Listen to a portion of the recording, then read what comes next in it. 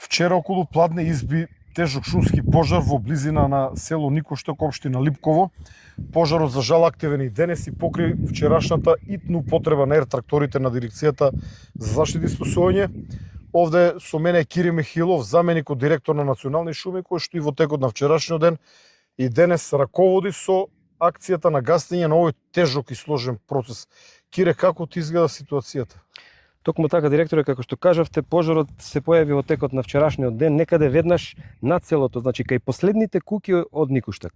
Од тука тргна да се шири многу брзо нагоре, затоа што условите за тоа беа поволни, значи имаше ветер кој што го носеше нагоре. Во текот на вчерашниот ден, експресно овде на терен стигнаа нашите вработени од Македонски шуми, овде беа вработените од ДЗС и територијалната противпожарна единица од Куманово.